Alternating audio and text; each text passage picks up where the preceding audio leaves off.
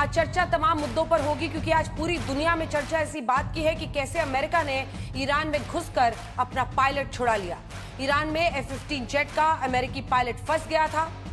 पूरे नाटकीय अंदाज में यह सिलसिला चला है। फ्राइडे की यह घटना है। सोचिए आप, अमेरिका का F-15 फाइटर जेट क्रैश करता है, पायलट इजेक्ट करते हैं। अमेरिका का ये पायलट ईरान में फंस जाता है। उसे IRGC खोज रही थी। ईरान की मीडिया पर, नेशनल मीडिया पर जोर जोर से बताया जा रहा था कि अगर ऐसा कोई भी अमेरिकी पायलट मिलता है उसे मारना नहीं है, पकड़ना है, बंधक बनाना है। लेकिन अमेरिका ने हैरत अंगेज और बेहद साहसिक ऑपरेशन में ईरान को चकमा देकर अपने पायलट को छुड़ा लिया। पायलट के इस रेस्क्यू ऑपरेशन को अमेरिकी राष्ट्रपति ट्रंप ने ईस्टर का चमत्कार कहा।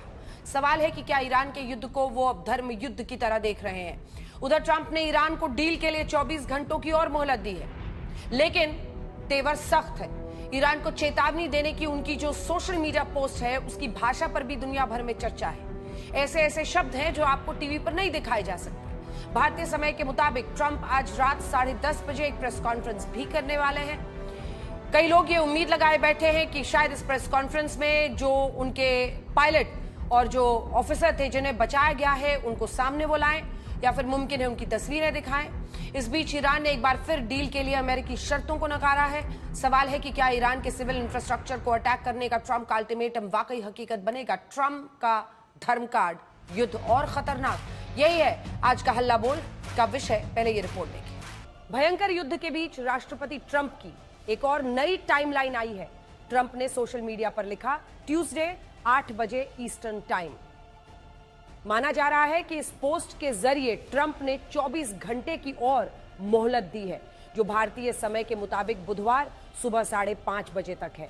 नई टाइमलाइन डालने से पहले ट्रंप ने सोशल मीडिया पर लिखा था, मंगलवार ईरान में पावर प्लांट डे और ब्रिज डे होगा, दोनों एक साथ। ऐसा पहले कभी नहीं हुआ होगा। स्ट्रेट को खोलो नहीं तो तुम नरक जैसी जिंदगी जियोगे, बस देखते रहो। प्रेज बी टू अल्लाह, यानी अल्लाह का शुक्र है। इस पोस्ट की भाषा और इसमें लिखे कुछ अपशब्दों पर जहां नई बहस छिड़ी, वहीं ईरान की ओर से साफ कहा गया कि हॉर्मुज नहीं खुलेगा और ईरान पलटवार में पीछे नहीं हटेगा। ईरान अमेरिका को पलटवार की धमकी जरूर दे रहा है, लेकिन अमेरिका को झुकाने का एक बड़ा मौका ईरान ने तब गवा दिया जब ईरान की पहाड़ियों से अमेरिकी सील कमांडोज ने हैरतअंगेज ऑपरेशन में 30 से 48 घंटों बाद अपने 2 पायलटों का रेस्क्यू कर लिया।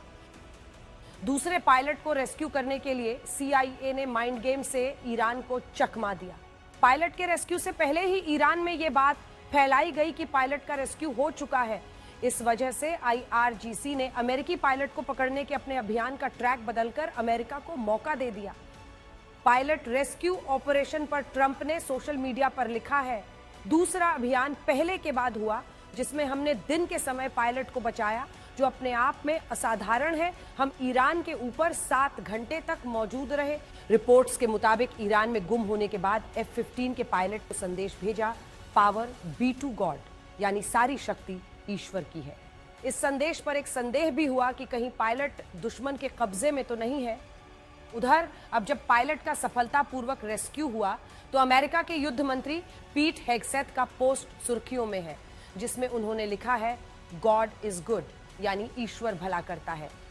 उधर राष्ट्रपति ट्रंप ने एक अमेरिकी न्यूज चैनल से इंटरव्यू में पायलट के रेस्क्यू को ईस्टर का चमत्कार कहा है।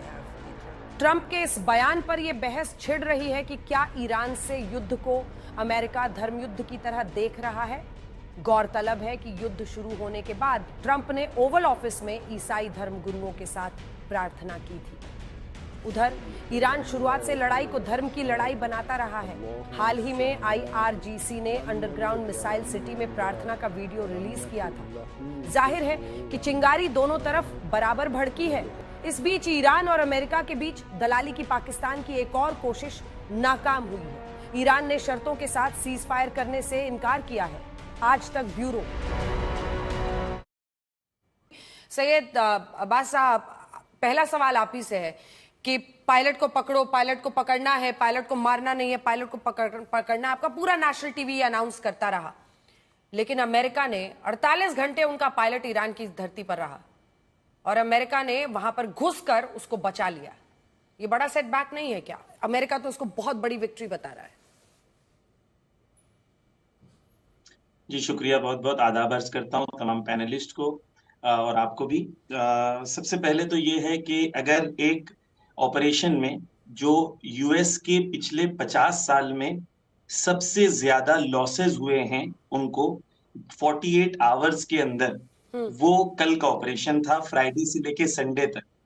एक F-15 डिस्ट्रॉय हुआ, A-10 वॉर्थॉग डिस्ट्रॉय हुआ, MH-6 लिटिल बर्ड डिस्ट्रॉय हुए, 2 IC-130 हरक्यूलस डिस्ट्रॉय हुआ, 2 UH-60 ब्लैक हॉक्स डैमेज हुए और एक F-16 डैमेज हुआ।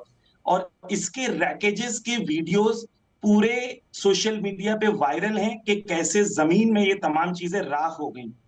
तो अगर इसको कोई दुनिया में अक्लमंद इंसान कामयाबी कहेगा तो मुझे उस पर ताज्जुब होगा कि वाकईन ये कामयाबी है कि 50 साल में सबसे बड़ा एयर लॉस अमेरिकन मिलिट्री को जो हुआ है उसको कोई कामयाबी कहे ठीक तो है, भरत वाकईन बरई जी इसका जवाब ताज्जुब है दीजिए। ये। वो कह रहे हैं इतने सारे आपके विमान एक के बाद एक नष्ट हो रहे हैं, ऐसी नौबत आई कि जिन विमानों को आपने ईरान पट्टी पर, वहां पर ईरान में डेजर्ट पट्टी पर डाला था, वो टेक ऑफ नहीं कर पाई, उनको बर्बाद, उनको सीधा खुद ही नष्ट करना पड़ा अमेरिका को।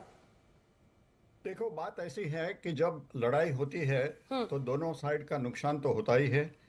अब आप देखो, अमेरिका और इजराइल हर रोज ईरान पर 200 से ज्यादा सॉर्टी उड़ा रहे हैं। तो अब 35 देश में आप देखें तो कभी 7,000 सॉर्टी हुई है। तो उसमें एक दो विमान या 5 विमान गिरेंगे, उसमें तो कोई नहीं है। वियतनाम वॉर हुआ, कभी भी हुआ, एक दो विमान तो गिर जाएंगे। दूसरा, आप जो बोल रहे हैं कि जो जमीन पर विमान थे वो नष्ट हो गए, देखो ये पहाड़ी इलाका था, वहाँ ये C-130 को लैंड करना था तो लैंड तो किया, लेकिन वो कोई टेक ऑफ हवाई नहीं कर पट्टी पाए। नहीं थी कि वहाँ से वो प्लेन उड़ सके। तो अमेरिका का ये स्टैंडर्ड प्रोसीजर है कि दूसरे के हाथ में टेक्नोलॉजी न आ जाए, इसलिए वो विमान को नष्ट कर देना। तो हाँ, जरूर उनका विमान C-130 वहाँ से नहीं उड़ सका, तो उन्होंने दूसरे विमान मंगाए, सभी के सभी कमांडो को वापस ले लिए, जो पायलट नेविगेटर था उसको भी ले लिया, और अपने जो विमान जमीन पर थे उसको उड़ा दिए। वो तो स्टैंडर्ड प्रोसीजर है।